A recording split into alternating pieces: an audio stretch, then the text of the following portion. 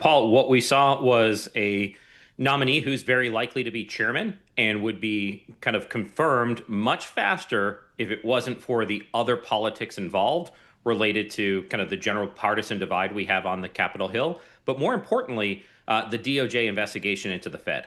And when I look at President Trump's firing of Dr. Cook or attempted firing of Dr. Cook, one of the governors on the Federal Reserve, the investigation of the DOJ, at the end, it's going to take longer for the president to get his preferred chairman in place, and it probably longer term makes the Fed more independent because we're about to get a Supreme Court decision in that firing of Governor Cook that says he doesn't have the authority. So from a market perspective, we actually look through a lot of this and say the Fed is going to remain independent, and they are probably going to be less aggressive in adopting President Trump's preferred policy outlook, which might be a little bit too aggressive for a market that is digesting these headlines from Iran and concerns about inflation.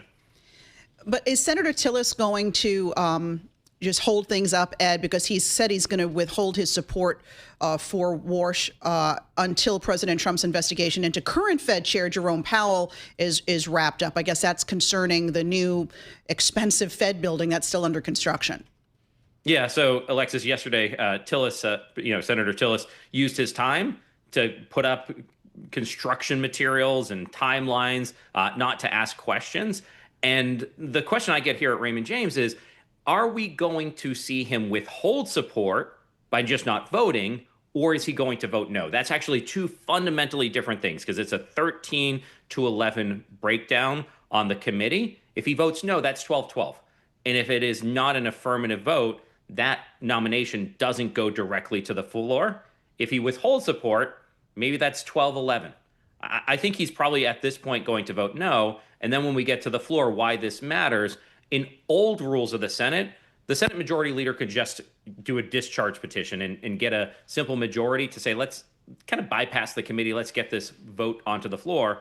They don't have that rule this Congress. They could go back to that rule, but absent that rule, you would need 60 votes. And that's why I talked about that partisan divide where Democrats are not going to be the ones that bail out President Trump in getting to those 60 votes. So Tillis actually is really important here. I don't think that stops him from being, confirmed as a chairman of the Fed. That's Kevin Warsh, but it does add to the drama and it extends the timeline.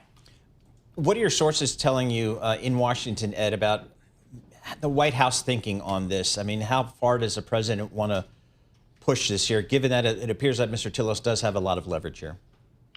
Yeah, I think it's divided, Paul. And I always go to the fact that President Trump really is his own chief of staff, his own communications director. He dictates his policy. And last week, when we had these tweets out there, or the True Social saying that he wants to fire Jerome Powell, it was in response to the fact that the DOJ showed up at the Fed looking to get access and they were denied. And he just responds in a way that says, no one tells me what I can and cannot do. And he tries to reassert himself. And it would have been just so much better just to, slow down, let the DOJ wrap up its investigation, maybe pull it back, and then let this get confirmed. But because President Trump never goes on the defense, he's always on the offense. When you have someone else on the other side, they at least have the ability to delay this game.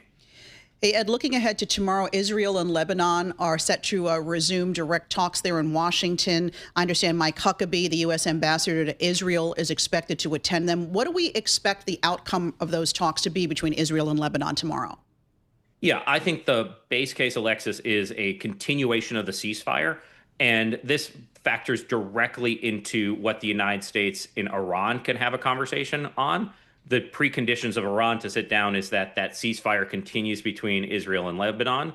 At the end of the day, I think that there's going to be some commitment that it gets extended, but Israel has the ability to defend itself, that they could have a joint operation against terrorist organizations in the country, that it is not an open-ended situation. And then the other issue is obviously reopening the Straits of Hormuz. And then that can allow the Iranians to sit down again with the U.S. delegation.